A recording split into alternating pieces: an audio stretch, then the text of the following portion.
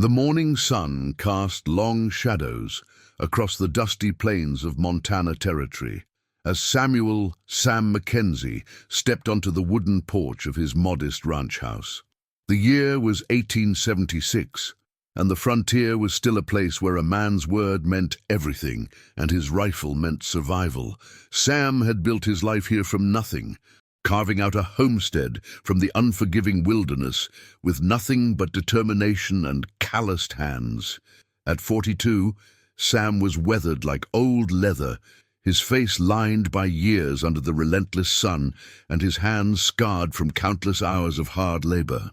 His ranch wasn't much to look at, a simple log cabin, a small barn, and a corral that housed his prized horses, but it was his, and that meant everything to a man who had grown up with nothing.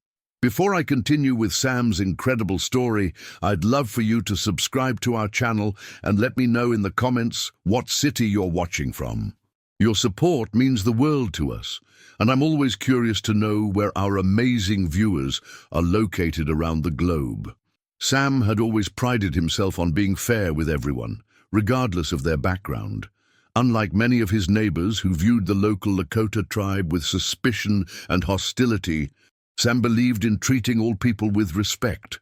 This philosophy had served him well over the years, though it sometimes put him at odds with other settlers in the area. On this particular morning, as Sam went about his usual routine of checking on his horses, he noticed something unusual near the edge of his property.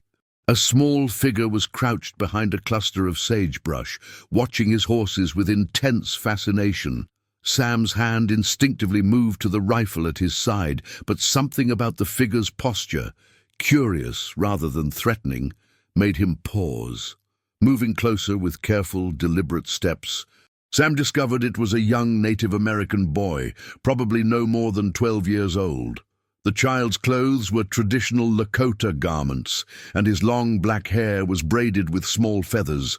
When their eyes met, the boy's face filled with terror, and he scrambled backward, clearly expecting the worst. "Easy there, son," Sam said softly, raising his hands to show he meant no harm. "I'm not going to hurt you." The boy didn't understand English, but Sam's gentle tone seemed to calm him slightly. The child's eyes kept darting between Sam and the horses in the corral, and Sam could see the longing there, a deep fascination with the magnificent animals. Sam had always been good with horses. It was a gift that had served him well throughout his life, and he could see that this young boy shared that same natural affinity. Despite the language barrier, Sam gestured toward the corral, then to himself, then to the boy. The universal language of kindness needed no translation. Over the next hour, Sam slowly gained the boy's trust. Through gestures and patience, he learned that the child's name was Little Wolf, and that he had been watching the horses for days, drawn by their beauty and grace. Sam could see the boy's natural horsemanship instincts, even though he had clearly never been on a horse before. Without really thinking about the potential consequences, Sam made a decision that would change both their lives forever. He led Little Wolf to the corral and introduced him to Dancer, his gentlest mare. The boy's eyes lit up with wonder as he tentatively reached out to touch the horse's soft muzzle. What happened next was nothing short of magical. Sam spent the entire afternoon teaching Little Wolf the basics of horsemanship. The boy was a natural, with an intuitive understanding of the animals that impressed even Sam. By sunset, Little Wolf was galloping across the open field with a joy and freedom that was beautiful to witness. As the day ended, Little Wolf reluctantly prepared to leave. Through gestures, he conveyed his gratitude to Sam, and Sam could see that something profound had happened between them. They had connected across cultural boundaries through their shared love of horses. Sam watched as the boy disappeared into the gathering dusk, heading back toward the Lakota encampment several miles away. He felt good about what he had done, believing that small acts of kindness could bridge the growing divide between the settlers and the native tribes. That night, Sam went to bed feeling satisfied with his decision. He had no way of knowing that his simple act of kindness would set in motion events that would test everything he believed about human nature, courage, and the power of understanding between different peoples. The next morning dawned crisp and clear, with a hint of autumn in the air. Sam went about his morning routine as usual, feeding his horses and checking the fence lines. The memory of the previous day brought a smile to his face as he watched Dancer grazing peacefully in the corral. But as the sun climbed higher in the sky, Sam began to notice something that made his blood run cold. On the horizon, barely visible at first, dark shapes were moving across the prairie. As they drew closer, Sam's worst fears were confirmed. It was a war party of Lakota warriors, and they were heading directly toward his ranch. Sam's mind raced as he counted the approaching riders. There had to be at least 100 of them, all painted for war and carrying weapons. His heart pounded as he realized the gravity of his situation. He was completely outnumbered and isolated, with his nearest neighbor more than 10 miles away. The warriors spread out in a wide circle around his property, effectively surrounding the ranch. Sam could see their leader, a tall, imposing figure with an elaborate feathered headdress, riding at the front of the group. The man's face was painted with red and black war paint, and his expression was stern and unforgiving.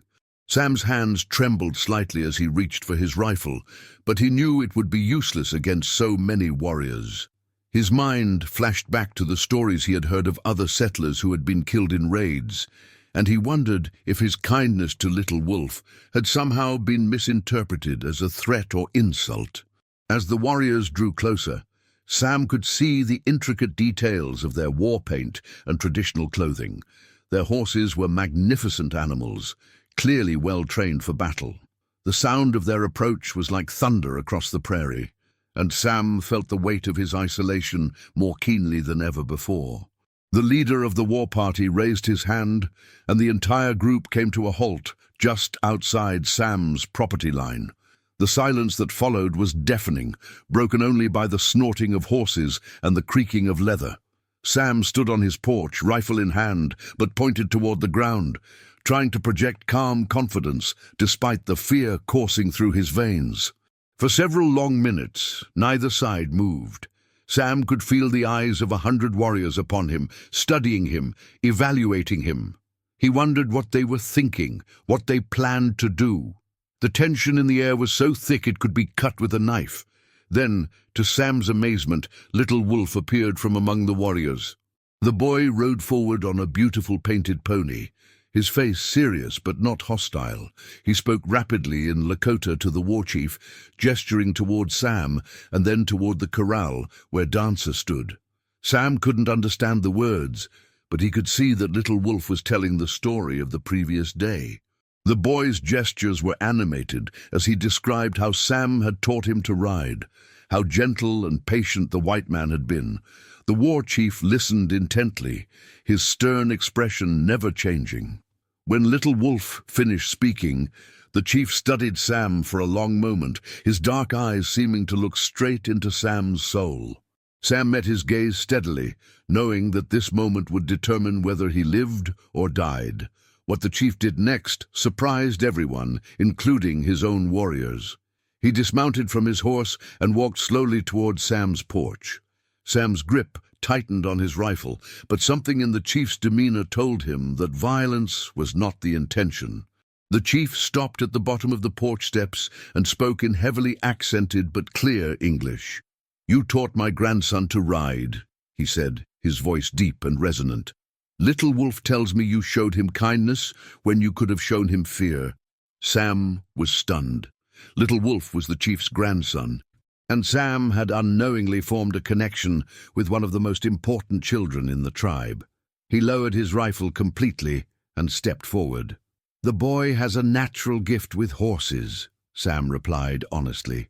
"It was my pleasure to teach him." The chief nodded slowly.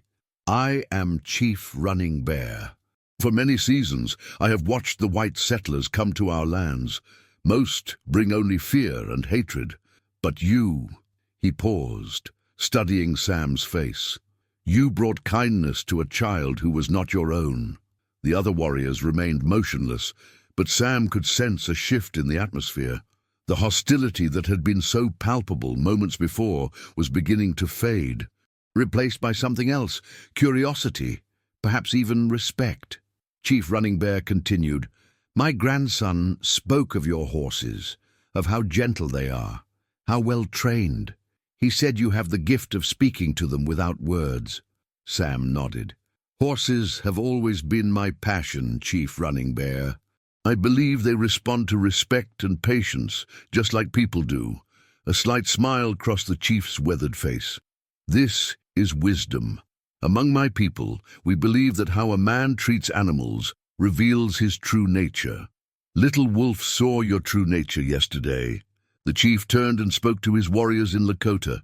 Several of them dismounted and began to approach, but their weapons remained sheathed.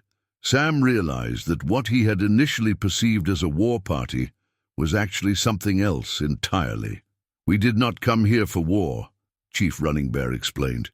"We came to see the white man who showed kindness to one of our children. Little Wolf could speak of nothing else when he returned to our village. He begged me to come and meet you." Sam felt a wave of relief wash over him, but also a deep sense of humility. His simple act of kindness had resonated far beyond what he had ever imagined possible. Chief Running Bear gestured toward his warriors. "These men are fathers and grandfathers themselves. They understand the value of kindness shown to children. They wanted to see for themselves the white man who treated a Lakota child as he would his own." Over the next several hours, something remarkable happened. The warriors, who had initially appeared so threatening, revealed themselves to be curious and even friendly. Many of them were accomplished horsemen themselves, and they were genuinely interested in Sam's methods of training and caring for his animals.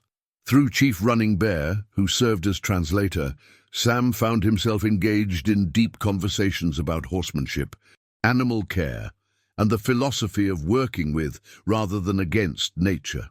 He discovered that the Lakota had their own sophisticated methods of horse training, many of which were similar to his own intuitive approaches.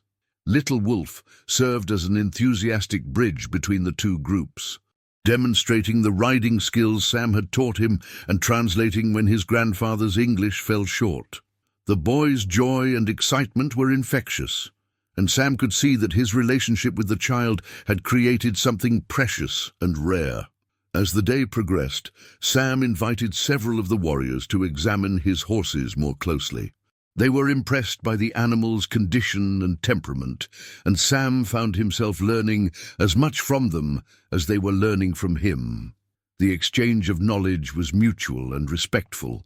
One of the younger warriors, who Chief Running Bear introduced as Swift Arrow, was particularly interested in Sam's training methods. Through the chief's translation, Swift Arrow explained that he was responsible for training horses in their village, and he was always eager to learn new techniques. Sam demonstrated several of his gentling methods, showing how patience and consistency could achieve better results than force or intimidation. The warriors watched with keen interest, asking thoughtful questions and offering their own insights. As the afternoon wore on, Sam began to understand that this encounter was about much more than horses. It was about the possibility of understanding between two very different peoples, about the power of kindness to transcend cultural boundaries. Chief Running Bear seemed to sense Sam's thoughts. "You have shown us that not all white men see us as enemies," he said quietly. "This gives me hope for the future of both our peoples."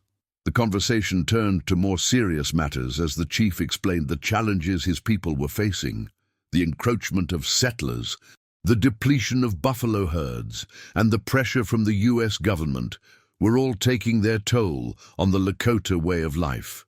Sam listened with growing understanding and sympathy.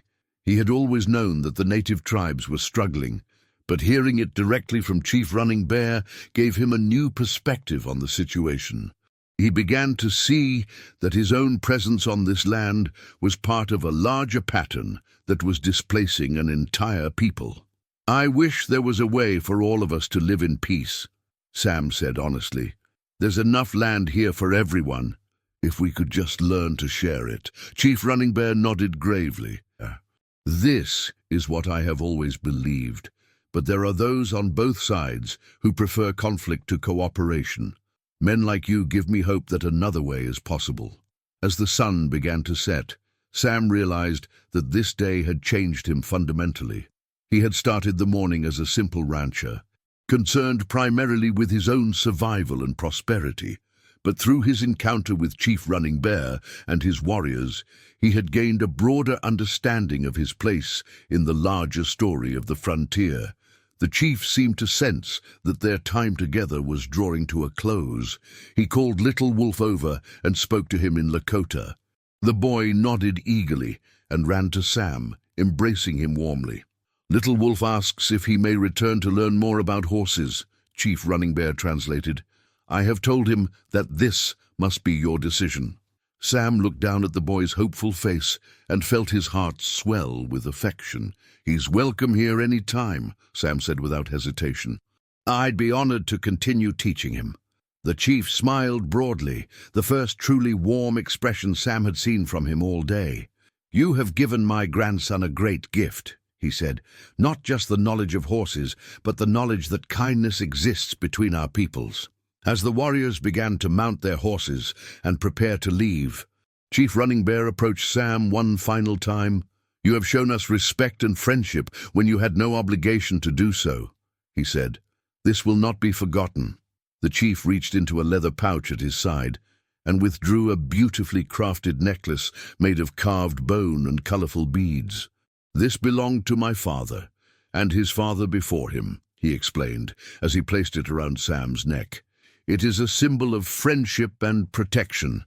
As long as you wear it, you will be known as a friend to the Lakota people. Sam was deeply moved by the gesture. He had never received such an honor, and he understood the significance of what the chief was offering. I will treasure this always, he said, his voice thick with emotion. As the war party prepared to depart, Sam watched in amazement at the transformation that had taken place. The same warriors who had surrounded his ranch with such intimidating presence were now leaving as friends and allies. Several of them nodded respectfully to Sam as they rode past, and a few even smiled. Little Wolf was the last to leave, riding his painted pony with the confidence and skill that Sam had helped him develop. The boy waved enthusiastically as he followed the other warriors across the prairie, and Sam waved back, already looking forward to their next meeting. As the dust settled and the sound of hoofbeats faded into the distance, Sam stood alone on his porch, fingering the necklace that Chief Running Bear had given him. The events of the day seemed almost dreamlike in their improbability, but the weight of the necklace around his neck was a tangible reminder that it had all been real. Sam realized that his life had been forever changed by this encounter.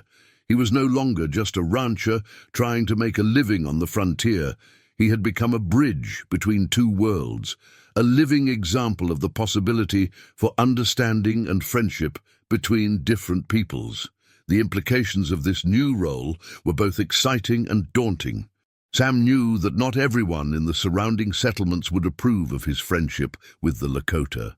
There were many who viewed any contact with native tribes as dangerous or treasonous. But Sam also knew that he could not turn his back on the connection he had formed with Chief Running Bear and his people. Over the following weeks, Little Wolf returned to the ranch several times, always with the permission and blessing of his grandfather. Each visit strengthened the bond between Sam and the boy, and through Little Wolf, Sam learned more about Lakota culture and traditions. The boy was an eager student, absorbing everything Sam taught him about horse care and training. But Sam found that he was learning just as much from Little Wolf, who shared stories and wisdom from his own people's rich tradition of horsemanship. Word of Sam's friendship with the Lakota began to spread among the other settlers in the area. Reactions were mixed. Some viewed him with suspicion and hostility, while others were curious about his experiences. A few even expressed interest in learning more about the possibility of peaceful coexistence with the native tribes. Sam found himself in the unique position of being an unofficial ambassador between two worlds. When conflicts arose between settlers and native tribes, both sides sometimes sought his counsel. His reputation for fairness and his friendship with Chief Running Bear gave him a credibility that few other white men possessed. The relationship also brought practical benefits. Chief Running Bear's protection meant that Sam's ranch was safe from raids that occasionally troubled other settlers. In return, Sam shared his knowledge of horse training with the Lakota and sometimes served as a mediator in disputes. As winter approached, Sam reflected on how dramatically his life had changed since that morning when he first discovered Little Wolf watching his horses. What had started as a simple act of kindness had blossomed into something much larger and more meaningful. The necklace that Chief Running Bear had given him had become more than just a symbol of friendship. It was a reminder of the responsibility that came with that friendship. Sam understood that he was now part of something bigger than himself, a living example of the possibility for peace and understanding on the frontier.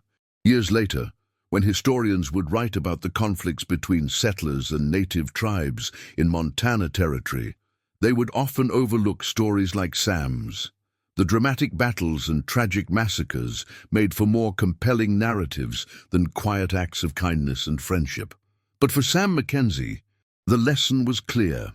In a world too often divided by fear and misunderstanding, the simple act of showing kindness to a child had opened doors to friendship, respect, and hope.